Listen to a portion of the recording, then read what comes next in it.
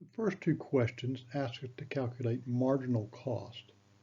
The formula for marginal cost is that marginal cost is the change in total cost divided by change in Q, which is equivalent to saying it's the change in variable cost divided by change in Q. The little delta or triangle sign there is the Greek letter delta, and it stands for change. So let's find the change in total cost and the change in Q for both of these two changes. We go from row 1 to row 2, quantity rises from 10 to 11. That's an increase of only 1. There you go. Total cost goes from 120 to 125. That's an increase of $5. So marginal cost is 5 divided by 1, or $5. Whenever the quantity increases by 1, marginal cost is simply the extra cost that you pay to produce the extra unit of output. And that's the way marginal cost is usually defined. It's usually defined as the extra cost paid to produce an extra unit of output. But you can also calculate marginal cost when the change in quantity does not equal 1. If you look at rows 3 and 4, output rises by 2. It goes up from 10 to 12. And as a consequence, we see that our total cost rises from 120 to 126. That's an increase of 6. So marginal cost there will be 6 divided by 2, which is $3. That tells us the firm is going to pay $3 extra for each of the 2 extra units of output that it produces. Next question gives us some information about variable cost and total cost. First question it asks is, what's fixed cost? Well, we know that total cost is the sum of variable cost and fixed cost. Some algebra tells us that means that fixed cost is going to equal total cost minus variable cost. If total cost is 120 and variable cost is 80, in order for the sum of fixed and variable to equal 120, fixed cost must be 40. Algebra is our friend.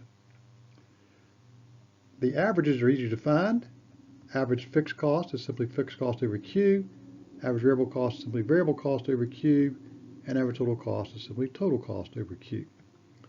Dividing 40 by 10 gives me 4. Dividing 8 by 10 gives me 8. Dividing 120 by 10 gives me 12. Notice also that average total cost, let's write that a little prettier there. Notice that average total cost also equals average fixed cost plus average variable cost. So if you know any 2 of the averages, you can calculate the third one. Next question, we're given average total cost, quantity, and want to find total cost. Well, again, we know that the average total cost, let's make that a little neater. We know that average total cost equals total cost over Q. Some algebra tells me that total cost therefore must equal the average total cost times Q. So we multiply 5 times 20. That'll give us 100 as our total cost. The next one tells us we know that quantity goes from 10 to 11. We've got fixed cost and total cost when quantity is 10. We know the marginal cost of the 11th unit is $5. We can fill in the rest of the table pretty easily. Fixed cost doesn't change, so it must be 15. Now let's work our algebra through.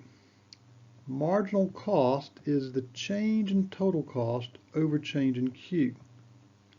This means the change in total cost must equal marginal cost times a change in Q.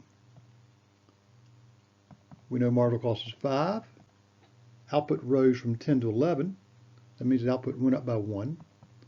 So the extra cost we're going to incur is $5. Well, if you started at 120 and you rose by 5, the new marginal cost must be 120 plus 5, or 125.